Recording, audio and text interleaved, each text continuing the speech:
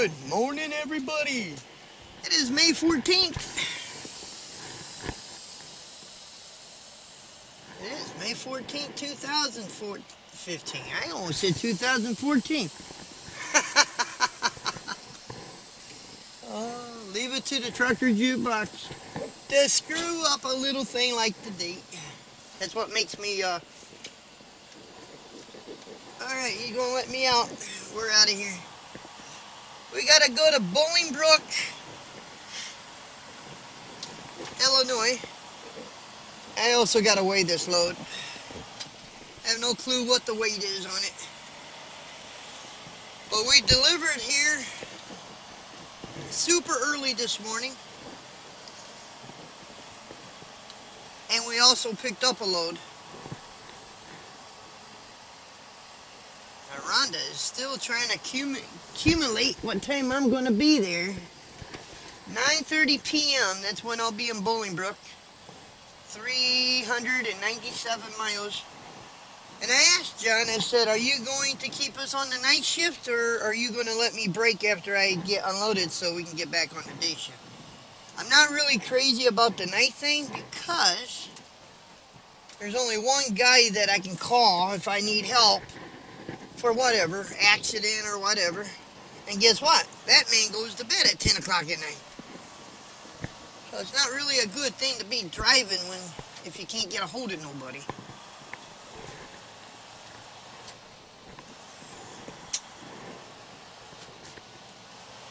It ain't like a big company that some of you guys work for, you know, you got a whole fleet and a bunch of dispatchers and all that. I mean, I'm sure Mark works, but I don't have one phone number to them. But I do John.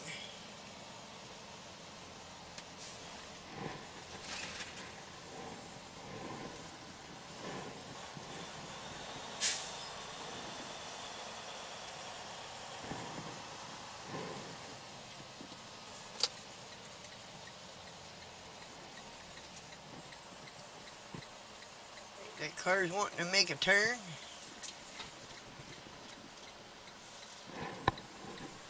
Wow, somebody opened the gates up here. Wow, I am not kidding. One, I mean, after another. They're all coming out of this one place up here. There's another. Probably a factory up there, and they're all letting out right now. It can't be a funeral. I don't see funeral flags on the cars.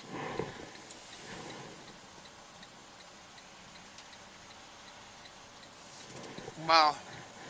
Well, I'm about to make somebody mad because they're not letting loose. So we're going to cut right in there. I don't care. They're not letting loose. One after another. We did it safely though. Even though somebody might go around me. I just had one car after another coming out of that factory parking lot up there. I were never going to get out unless I did what I did.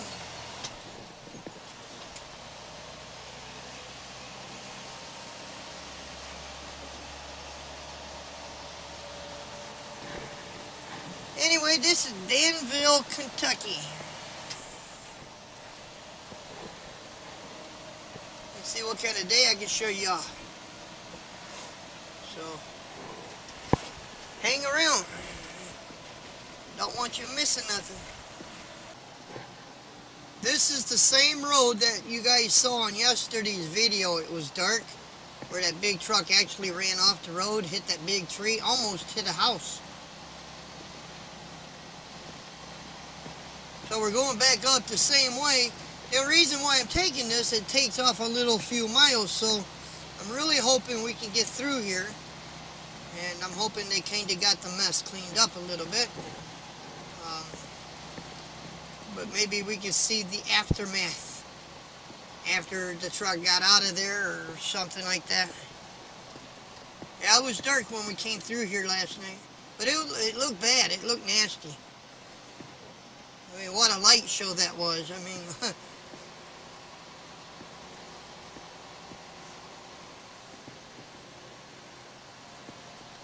I still like to know how that truck drove off the road. You know, everybody's speculation is always he fell asleep. That's not always the issue, but in this case, see how narrow this road is? If you were taxiing or something, not paying attention, you know how some drivers can swerve and hit the white line? Well, if you hit the white line here, in a couple places, you're actually off the road because there's no shoulder. And I don't think he was taxiing either. I mean, really, it was dark. It was night, so... and it was very, very, very, very late. So I kind of figured he was probably... I'm thinking he fell asleep, if you want to know the truth. Or he dozed off for a second. You know, micro sleeping, you know. You don't really have to have your eyes closed. Just, you know, you're kind of macro sleeping. Your wheel gets a little loose. And then you kind of jar yourself awake. And you jerk the wheel a little bit. That could throw you out of control as well.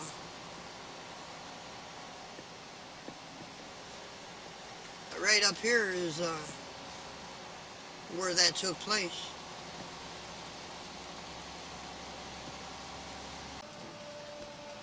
And we are back on 64. We want 64 west. Alright guys, we are in Louisville, Kentucky, and look at this massive construction and all this traffic and bumper to bumper. I have an idea. I gotta get through this mess really quick.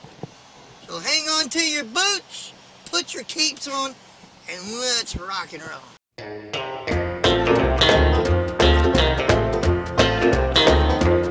Well, I pulled out of Pittsburgh, rolling down that eastern seaboard. I got my diesel wound up and she's running like never before. There's a speed zone ahead, but alright, I don't see a cop in sight. 6 days on the road and I'm gonna make it home tonight. I got me 10 forward gears and a Georgia overdrive. I'm taking little white pills and my eyes are open wide. I just passed up Jimmy in a white. I've been passing everything in sight. 6 days on the road and I'm gonna make it home tonight. Well, it seems like a month since I kissed my baby goodbye. I could have a lot of women, but I'm not like some of the guys. I could find one to hold me tight, but I can never make believe it's alright. 6 days on the road and I'm gonna make it home tonight.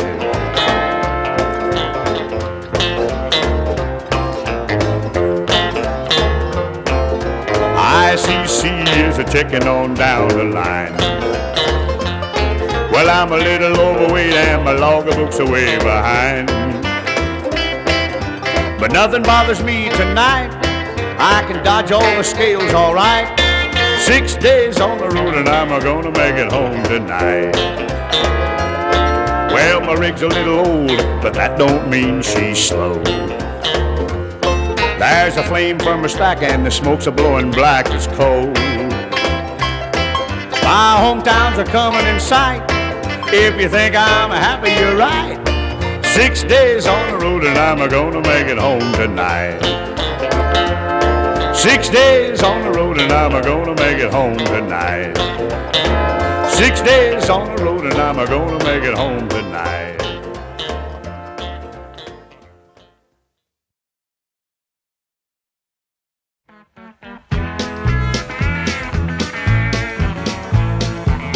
Well, when I was just a little bitty kid, I remember one time Mama said that he'd send you all of his love from Frisco Bay. I didn't understand till I was grown why my daddy didn't spend some time at home, instead of run around the country that away. Whoa,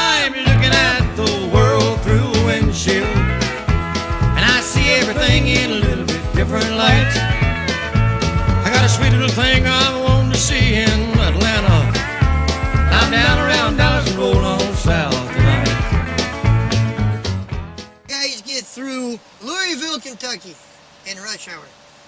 We finally made it into Indiana now. So we're going to go on up to Bolingbrook. Let's see what kind of mess we can see. Well, we're on 65. We're coming into the northwest part of Indiana, which is up here by Hubbard, Gary, and we're not too far from 80. We're going to go to Bolingbrook, like I said, and deliver this load, and then we're done for today. Probably going to go back to that dump place we call, what is that, I-55 Truck Plaza? But it's the closest truck stop in that area without having to go too far. So I'll have to pay $10 to come out of that joint. But we should be able to go in the back row of that truck stop and get sleep. Hopefully. Remember, I slept all day today. Pretty much. By the time they got me emptied and everything last night, it was about 5 in the morning. I slept. I didn't start rolling until 3:30, so not really super tired.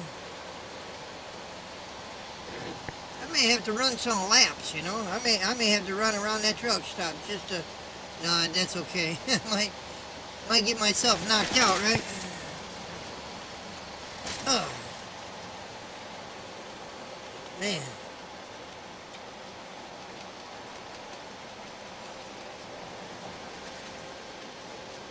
Seems like it takes forever to drive from Louisville to this northwest part of Indiana.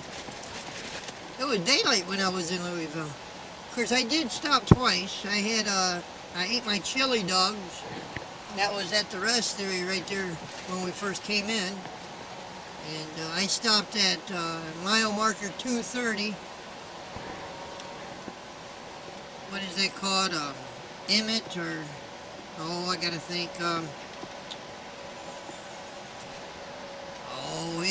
There's a Love's and a TA there, but I stopped at the Love's and got me some coffee.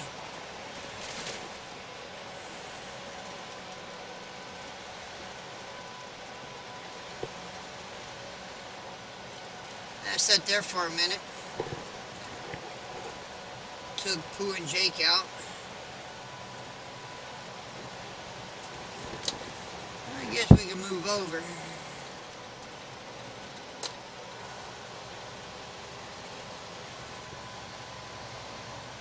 Well, at least it'll be kind of like an early night. It says it's 10:58, but I don't know if the time changed yet.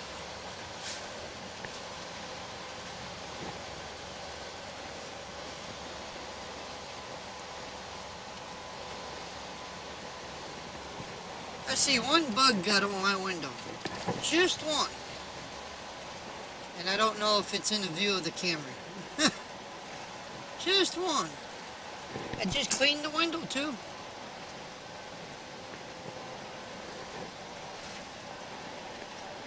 Oh well. That's reality, right? A bug hitting the window.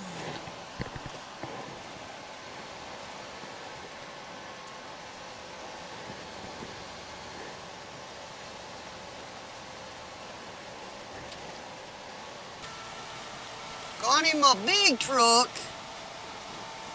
What do you think he was doing? You think he might have been speeding a little bit? I'm not laughing because if you got a speeding ticket, but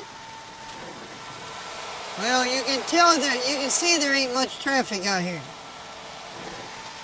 And if you're gonna be as big as a house going down the road speeding, you're just making yourself a pretty good bullseye. I slowed down. I'm doing the speed limit. I don't want to stick out like a sore thumb. We're on 294 now. We're about 15 miles to 55. We're almost there. I think it rained here, man. The ground is wet. The pavement is wet. Getting a little water on my way. Well, Well, we are at the exit, Wilbur Road. We made it to our delivery. Well, just about. We're just around the corner from it.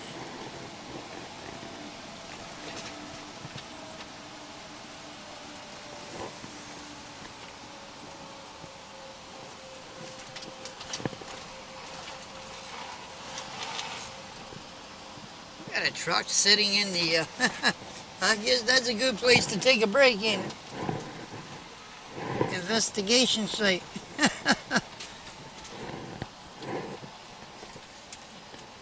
I'll still go to I-55. I don't like to park somewhere where I think I'm going to get my door knocked on, telling me I got to move. You know what I mean? Because when I'm asleep, I'm asleep. I don't care if it is a uniform with a badge. Wake me up and I get kind of grouchy, you know. But don't we all, in some way? You don't mean to be, but... Especially when you first fall asleep, you're in that first 4 hours. What is it, 4 hours, 2 hours? In that deep, what do they call that, REM sleep? That's your dream sleep. That's, you know, when you're sleeping, your body actually goes into a paralyzed state, you know. And that's the, what you will call the repair state. That's where your body kind of recovers from little bumps and bruises and cuts. Your breathing slows down, your heart rate slows down, everything slows down because you're in that REM sleep. Then you're dreaming. You're in dreamland. Then you get some big burly DOT officer, bang, bang, bang, right on the side of your truck. Wakes you up out of that dream sleep. I had North Carolina. Of course, I guess it was mainly my fault, but I was running out of hours. And I parked in one of them rest areas that said no overnight parking. I was sleeping too, man. I mean, I was sleeping. You could tell when you fall yourself into that deep sleep like that, because you're just relaxed, you know, you're in la la land.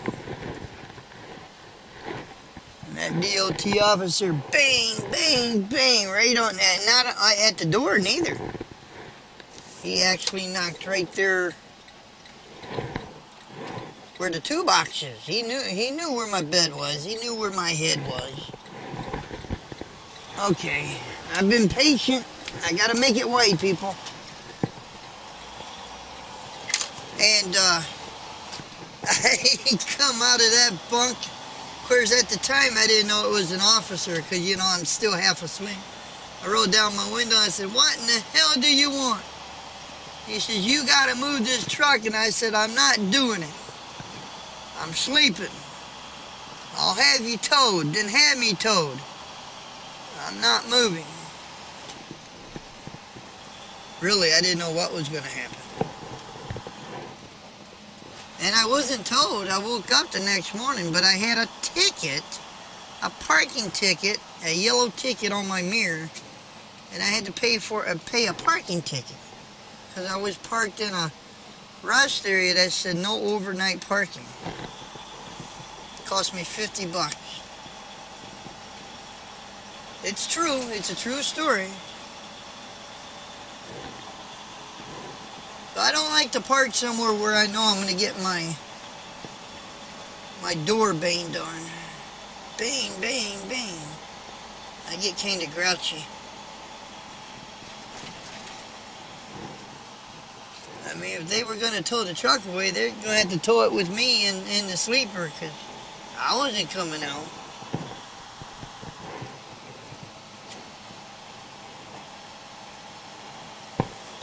Really raining. I guess I could turn them. I'm glad it kind of stopped raining a little bit. I didn't want to get soaking wet walking inside checking in. I'll be honest, I'm kind of hoping they're pretty quick to unload here. I'm kind of hoping I was the only one here.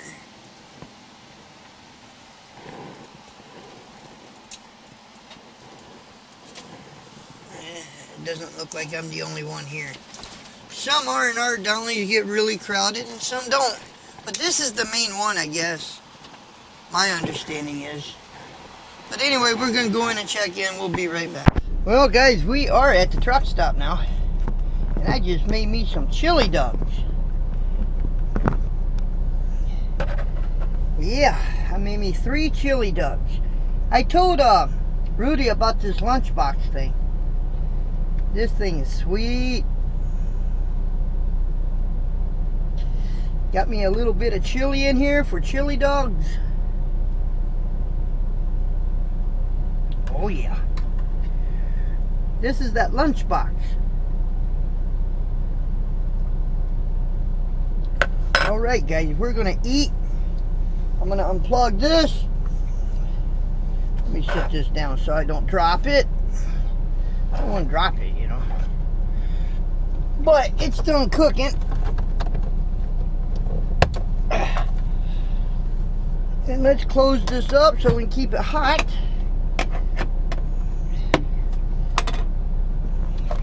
And we're going to eat our chili dog, so we'll be right back.